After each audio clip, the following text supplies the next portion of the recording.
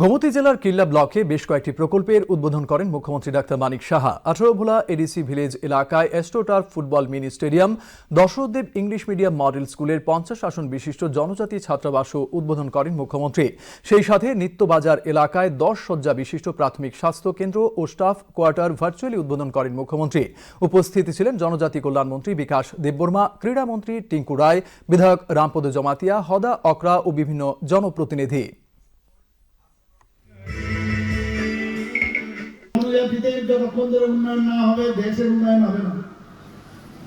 আমি এবং আমাদের সরকার সেইভাবে আমরাও বলছি যে আমাদের ত্রিপুরাতে জনজাতি গোষ্ঠীর যে সেন্সাস 2011 31% হচ্ছে আমাদের জনজাতি গোষ্ঠী। সেখানে তাদের যদি উন্নয়ন না হয় তাহলে আমাদের রাজ্যের উন্নয়ন হবে। এখানে এই কথাটা হচ্ছে যে সবকা সাথ সবকা বিকাশ। ফুটবল গ্রাউন্ড, এখানে সিনথেটিক ফুটবল টার্ফ গ্রাউন্ড মাঠ এখানে হবে।